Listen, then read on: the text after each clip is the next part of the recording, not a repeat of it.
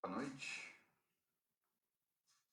Estamos aqui mais nosso encontro na sexta-feira para discorrer aqui sobre o Evangelho segundo o Espiritismo, continuando o capítulo 2, Meu Reino Não É Deste Mundo.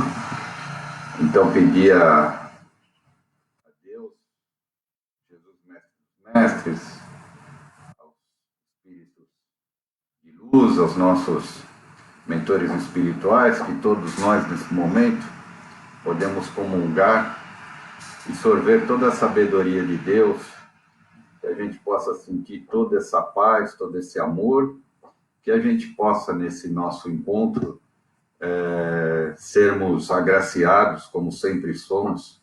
Basta nós querermos receber essa luz, essa paz e esses ensinamentos. Então, peço a permissão ao Mestre Jesus e a todos os meus colegas aqui que me assistem, aos bons espíritos, que a gente possa começar o nosso encontro dessa sexta-feira.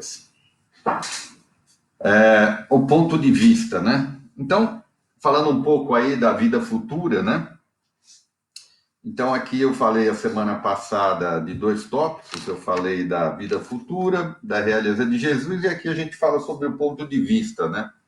Evidente que a gente sempre tem que ter um raciocínio, a gente sempre tem que ter uma razão para que a gente entenda as coisas, né? A gente precisa raciocinar e entender, porque quando a gente entende através da razão, a gente aprende a lição, né? Então, aqui ele fala sobre o ponto de vista, né? Então, lá, ó, a ideia clara e precisa que se faz da vida futura dá uma fé inabalável no porvir, ou seja, naquilo que vai acontecer. E essa fé tem consequências enormes sobre a moralização dos homens, porque muda completamente o ponto de vista pelo qual eles encaram a vida terrena. Então, aqui é bastante clara, né? Quando a gente consegue enxergar a vida futura, que é a nossa verdadeira vida, que é no plano espiritual e na evolução através desses planos, a gente tem uma maior noção de que nós devemos aprender e para onde nós devemos caminhar. Evidente que se a vida fosse, se você fosse caminhando pela vida, fazer o seguinte exercício e encontrasse uma porta fechada, né? Então nós estamos pela vida, chegou a porta. Essa porta fechada se chama passagem, né, para o mundo espiritual, a nossa desencarnação. Se a gente forçasse essa porta e ela não abrisse, não tivesse nada além de uma porta, muita coisa que acontece com a gente não entenderia e a nossa vida não teria tanto sentido e tanta razão, né? Então, se nós tivermos essa porta fechada, ou se nós, na nossa prática, na nossa vivência na Terra, a gente não conseguir abrir essa porta, realmente a vida é muito pobre. Primeiro porque a vida passa muito rápido, a vida encarnada. Segundo que é uma vida muito pobre no sentido de a gente não construir nada, de a gente não fazer nada. Né? Então é o dia pelo dia, encontramos essa porta e acabou. Então, o que ele fala aqui, né? A gente tem que ter a consciência naquilo que espera a gente. Então, nós temos que abrir essa porta, e quando a gente abre essa porta, a gente vê a vida futura. A gente realmente vai enxergar um mundo de paz, um mundo de amor, um mundo de aprendizado, um mundo que a gente vai ter que reparar nossos erros, nossos equívocos, mas é um avanço. Então, a vida só tem sentido na medida que a gente consegue abrir essa porta, que chama vida futura, que chama vida espiritual. Porque a gente percebe que muitos dos grandes equívocos da humanidade, dos grandes equívocos das pessoas, é que elas não conseguem abrir essa porta, elas não entendem que atrás dessa porta, chamada desencarnação, existe um mundo maravilhoso, existe uma outra vida, que não é material.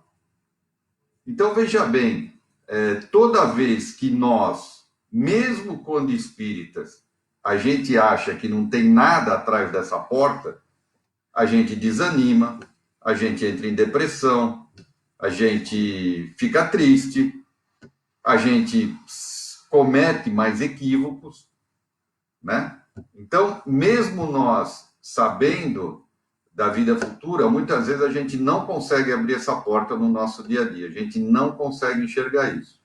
Então, o que ele fala aqui, né?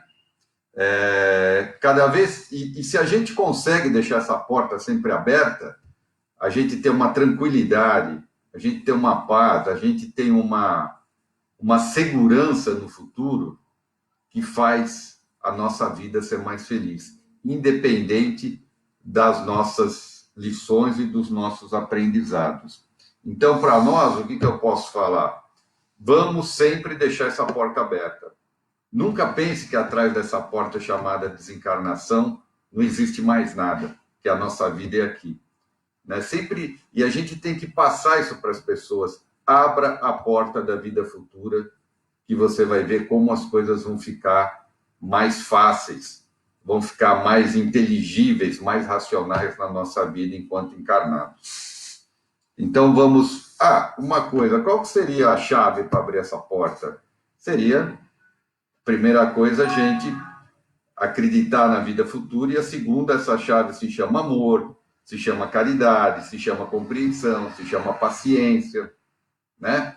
Então, nós temos várias chaves para abrir essa porta, né? Então, para aquele que se coloca pelo pensamento na vida espiritual, que é infinita, a vida corporal não é mais rápida que uma passagem, uma breve permanência num país ingrato. As vicissitudes, ou seja, os problemas e as tribulações da vida, são apenas incidentes que ele enfrenta com paciência, porque sabe que são de curta duração e devem ser seguidos de uma situação mais feliz. Né? Então, atrás dessa porta existe uma felicidade. Cabe nós sabermos abrir essa porta e deixá-la aberta. Então, ele fala aqui, a morte não tem nada de pavoroso, não é mais a porta do nada, mas a da libertação, que abre para o exilado a morada da felicidade e da paz. Sabendo que se encontra numa condição temporária e não definitiva, ele encara as dificuldades da vida com mais indiferença, do que resulta uma calma de espírito que lhe abranda as amarguras, né? Pela simples dúvida sobre a vida futura, o homem concentra todos os seus pensamentos na vida terrena. Evidente, porque ele não sabe aquilo que vai vir pela frente. Dedica-se inteiramente ao presente, não entrevendo bem mais preciosos do que o da terra. Evidente. Se eu não enxergo nada além da vida material, por uma questão de racionalidade, eu só vou dar valor para as coisas materiais. Os princípios morais vão ser relegados, nem vão existir. Então, quanto mais a gente acredita na vida futura, mais nós exercemos, né, o direito de nos policiarmos a ter uma vida mais regrada, uma vida menos materialista, sempre tendo o conceito. Nós, enquanto materializados, encarnados, nós temos que ter o contato com a vida material, evidentemente, né? Então, não entrevendo bens mais preciosos do que da terra, ele se porta como uma criança, que nada vê além de seus brinquedos e tudo faz para obter. A perda do menor dos seus bens causa-lhe pungente mágoa, um desengano, uma esperança perdida, uma ambição insatisfeita, uma injustiça do que for vítima, o orgulho, a vaidade feridas, são tantos outros tormentos que fazem a vida uma angústia perpétua, porque se entrega voluntariamente a uma verdadeira tortura a todos os instantes. Então, é muito claro, e todos nós já sentimos isso. Se a gente pensar estritamente na vida material, é muito difícil. é bastante complicado, porque a gente vai se degladiar o dia todo.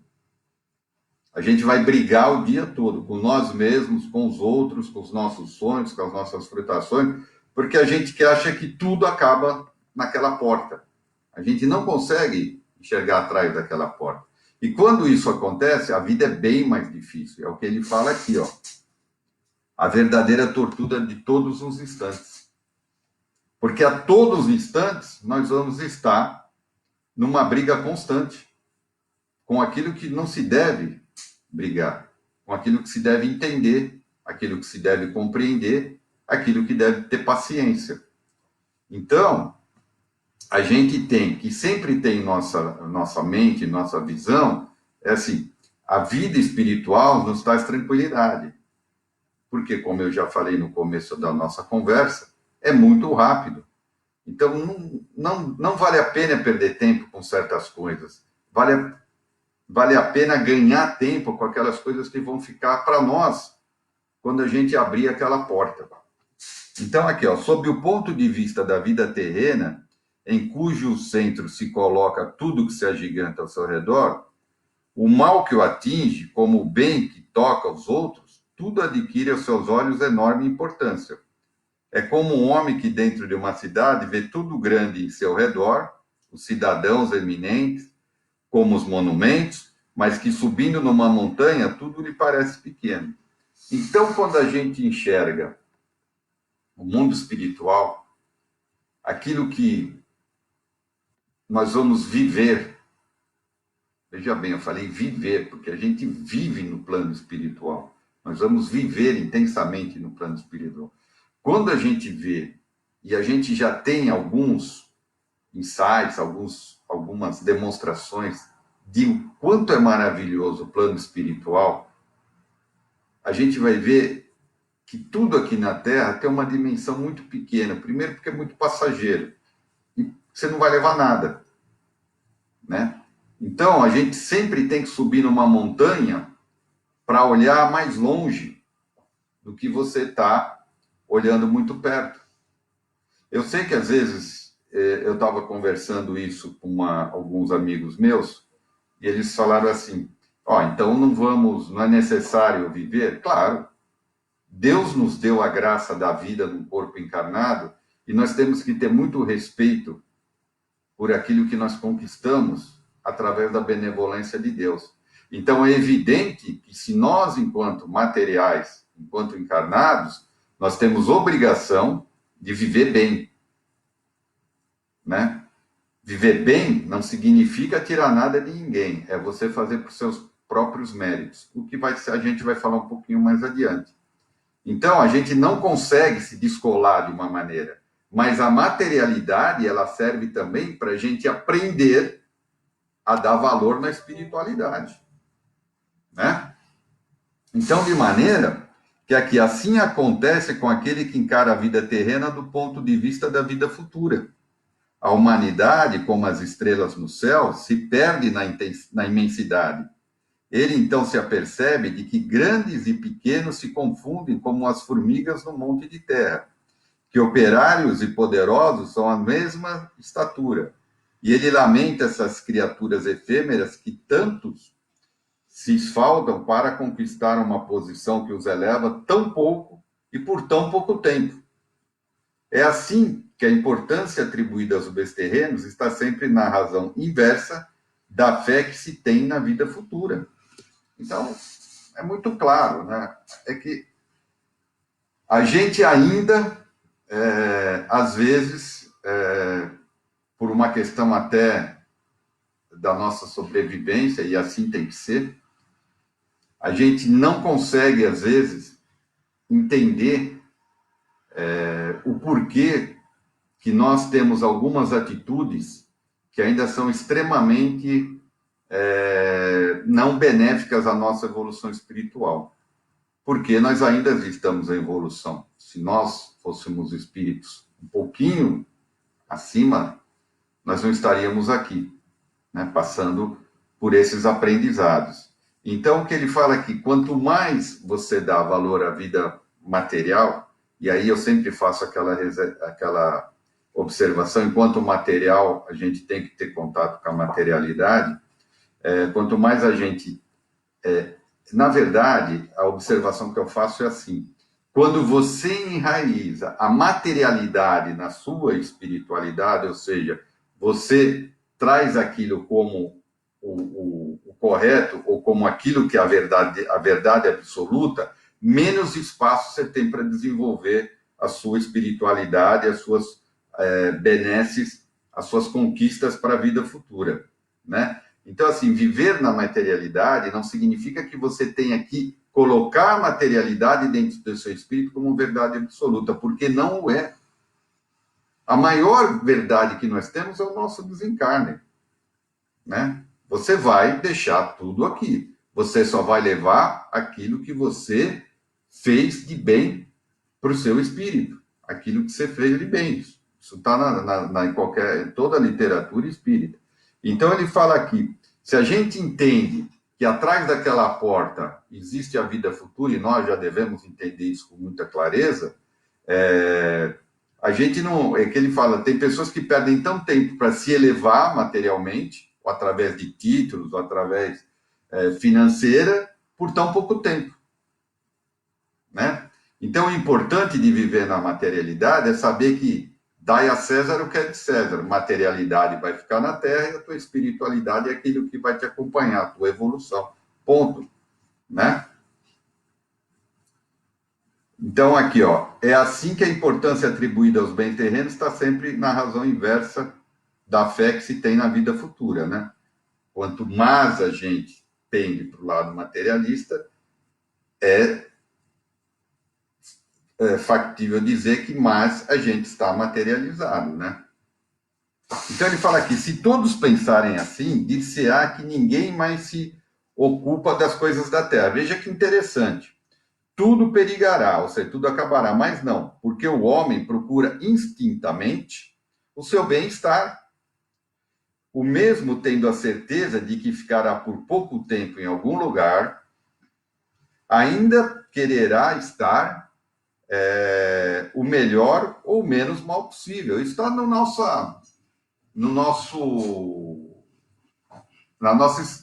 nossa essência, né? Porque pensa bem, o erro não está em você querer seu bem-estar. O erro está se querer levar o seu bem-estar material para a vida espiritual.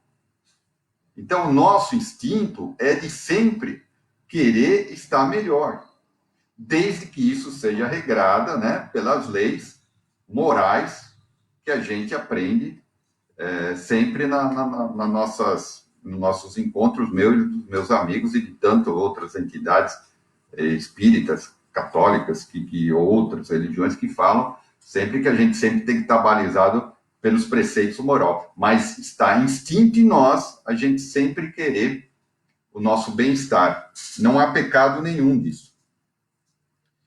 Então, aqui, ó, como ele fala, não há uma pessoa que, sentindo o espinho sobre a mão, não a retire para não ser picada. Né? Então, ele fala aqui, tendo a certeza que ficará por pouco tempo em algum lugar, ainda quererá estar o melhor ou menos mal possível. Não há uma pessoa que, sentindo o espinho sob a mão, não retire para não ser picada. É evidente, se a gente tem alguma situação que não é benéfica para nós temos obrigação, Deus nos deu inteligência, nos deu a capacidade de trabalho, que é para a gente realmente tirar os espinhos do caminho, porque também, senão, nós ficaríamos inertes, né? Viríamos para a vida, ficaríamos sentados e não lutaríamos pela vida. Porque todo o esforço que a gente faz aqui, ele é lastreado e deve ser lastreado na nossa inteligência e no nosso esforço pessoal, né? Então, nós não podemos vir aqui e também achar, enquanto materialista, a gente tem que ter esse bom uso das coisas materiais, né? Essa visualização do bem-estar. Ora, a procura do bem-estar força o homem a melhorar todas as coisas, impulsionando como ele é pelo instinto do progresso e da conservação. que decorre das próprias leis da natureza. Então, foi o que eu acabei de falar. O nosso instinto de preservação, nosso instinto de evolução, nos faz a gente andar para frente. E não há nenhum erro nisso, senão nós estaríamos na idade da pedra ainda. Nós não estaríamos na época da caverna, nós não teríamos antibiótico, nós não teríamos centros cirúrgicos com tecnologia, não teríamos vacinas. Enfim, o nosso instinto de preservação é assim, porque isso também é uma evolução. Então, eu vou até repetir, porque isso aqui... Ora, a procura do bem-estar força o homem a melhorar todas as coisas, impulsionando como ele é pelo instinto do progresso e da conservação que decorre das próprias leis da natureza. Então, nós temos o instinto de preservação, né, que é para a gente, se a gente tivesse instinto de preservação, no mínimo o problema que você teria, você foge da vida, né? Então, nós temos esse instinto de preservação, né? Instinto de preservação, impulsionado de progresso da conservação, que decorre da própria lei da natureza. Então, isso é natural, a gente querer. Ele trabalha, portanto, por necessidade, por gosto e por dever. E como isso cumpre os desígnios da providência, que o colocou na Terra para esse fim. Então, nós temos que trabalhar, nós temos que progredir, nós temos que ajudar os outros, nós temos todas essas prerrogativas enquanto encarnados, que também fazem parte do progresso da nossa evolução. Né? Então, não é simplesmente sentar debaixo do mar e esperar o tempo passar. Não, nós temos que lutar. Quando a gente vai para o trabalho de manhã, é uma luta, é um aprendizado, é uma disciplina, acordar cedo, respeitar as pessoas, cumprir sua obrigação, fazer seu serviço certo, dar bom dia para o vizinho, dar bom dia para o motorista de ônibus, fazer a caridade, e no centro, isso faz parte. Isso é evolução, é disciplina. Né? Nós disciplinamos nosso espírito a isso. Né? Então, não há nenhum equívoco nisso. Está aqui no Evangelho. Olha lá. Então, ele trabalha, portanto, pelo gosto, pelo dever. É tão bom, né? A gente fazer uma coisa boa. Você está trabalhando numa empresa, gerando imposto para que se coloque o imposto para as pessoas que têm menos condições, né? Aí você vai num lugar, você compra alguma coisa, no momento que você compra, você está gerando a venda para aquele rapaz que está trabalhando lá na empresa que fez aquele produto, né? Está gerando um emprego lá, então tudo isso é importante, tudo isso faz parte, né? Então, ele trabalha, portanto, por necessidade, por gosto, por dever, e isso cumpre com os desígnios da providência, que o colocou na Terra para esse fim. Ninguém está aqui para férias, nós estamos aqui para progredir. E uma das maneiras de progredir é trabalhar, enfrentar as dificuldades da vida, ter disciplina e ser feliz. E ajudar os outros a serem felizes. Só aquele que considera o futuro pode dar ao presente uma importância relativa. Aí que está a chave da questão. Consolando-se facilmente com seus reveses, ao pensar no destino que o aguarda. Então, a gente tem que dar importância que tem na materialidade. Então, dá a César, dá importância daquilo que merece importâncias. Você não pode dar mais importância do que aquilo que você vai levar para a vida espiritual. Então, aquilo são ferramentas para você viver, que vão ficar aqui, né? Então, porque quando a gente entende isso, ele fala, a gente entende melhor os revés da vida, ao pensar no destino que a gente aguarda, a vida espiritual. Então, aqui fala, olha, qual que é a palavra-chave aqui?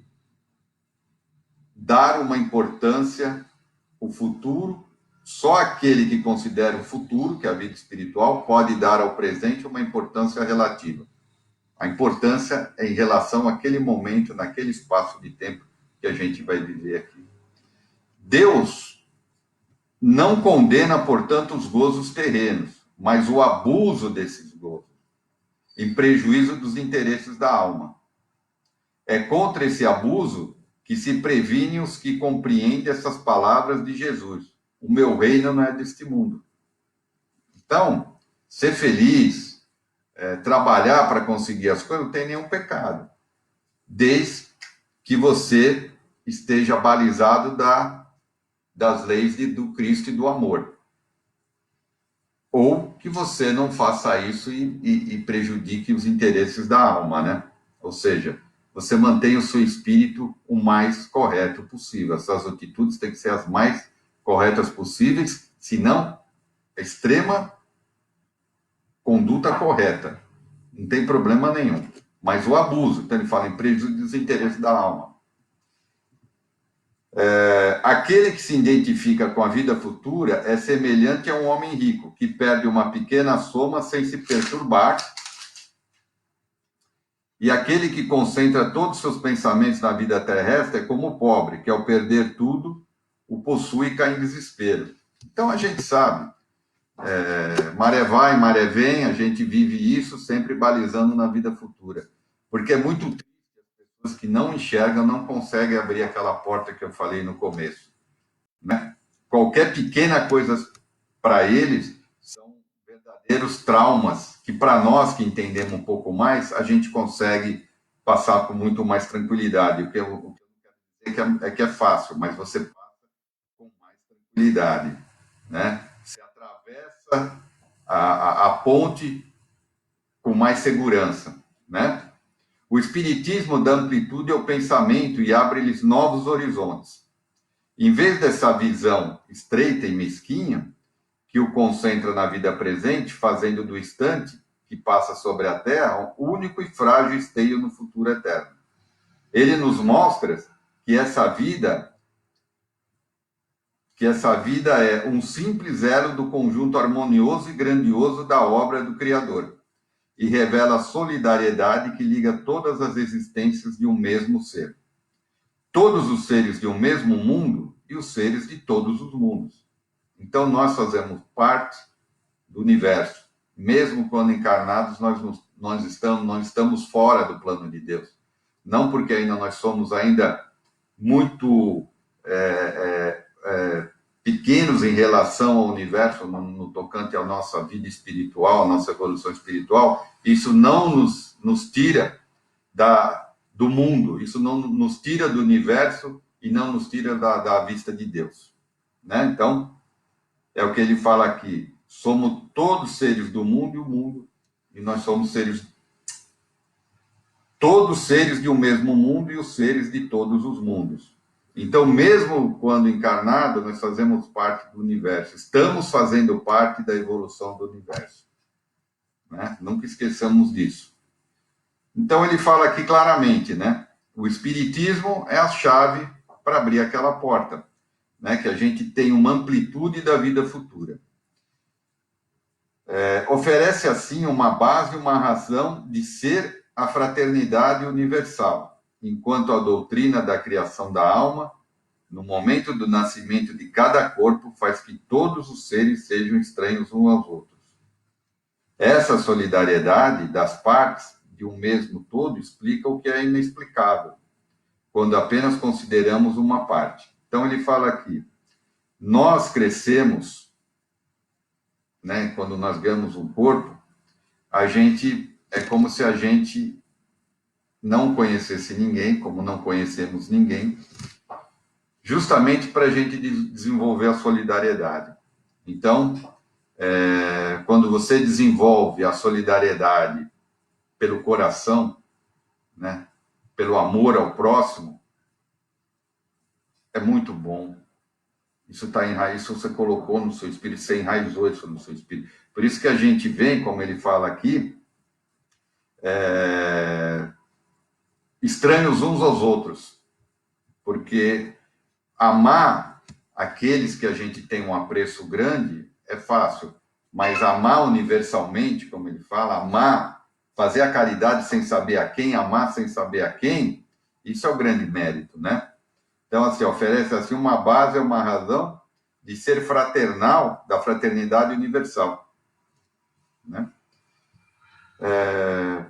Então ele fala, se a gente não entende a vida espiritual, a gente vai ter o inexplicável. Mas quando a gente entende que o amor, a fraternidade, a caridade, a vida espiritual se sobrepõem à vida material, que isso aqui é um breve momento, a gente consegue encontrar a explicação no nosso amor, no nosso carinho, no nosso perdão, no nosso dia a dia. Essa visão de conjunto, os homens do tempo de Cristo não podiam compreender. Somos todos irmãos. Fazei ao bem a qualquer um. E por isso o seu conhecimento foi reservado para mais tarde. Então, na época de Cristo, né, isso aqui era inteligível. Na nossa época, através do Evangelho segundo o Espiritismo, a gente já consegue ter a percepção de vida futura, a ter percepção de caridade universal, a ter a percepção de amor universal, a ter a percepção de estar inserido no universo. Nós somos seres universais, nós estamos inseridos no universo, nós fazemos parte de toda essa evolução. Né? Todos os nossos pensamentos emanam para o universo. Né? Bom, 20 e 31, eu encerro aqui. Espero que me fiz entender. Agradeço a todos. Mais uma vez, muito obrigado aos senhores, às senhoras que me deram o privilégio de estarem aqui. E nós vamos agora aqui fazer a nossa vibração, né? Então, hoje, nesta sexta-feira, eu gostaria de pedir um pensamento muito harmonioso, muito salutar, muito amoroso, muito caridoso, né? Imaginando Jesus aí nos abraçando, os bons espíritos, numa corrente muito fraterna, aos nossos irmãos que estão trabalhando aí nos hospitais, nos pronto-socorros, né? Que estão atendendo os nossos irmãos que chegam com algum tipo de enfermidade, principalmente a Covid-19, né? Que estão dando uma prova de amor, de caridade, né? De bastante perseverança, né? E construindo uma vida futura maravilhosa. Então, eu pediria que todos, nesse momento, um pensamento muito harmonioso, um pensamento amoroso, caridoso, nós pudéssemos abraçar a todos esses nossos irmãos aí, que estão trabalhando diuturnamente para dar conforto, para restabelecer a saúde de todos aqueles que precisam. Então, eu peço que Deus os abençoe, que os bons espíritos dê força, dê proteção, e que eles possam desempenhar o papel com muito amor, e que eles sejam amparados pelo Deus Pai Todo-Poderoso, e a todos nós, através dos nossos pensamentos. Dessa maneira, então, eu peço a Jesus, o Mestre dos Mestres, aos nossos amigos espirituais, a permissão para encerrar essa nossa conversa de hoje. Que Deus nos abençoe a todos, que todos tenham um final de semana abençoado, que assim seja. Amém.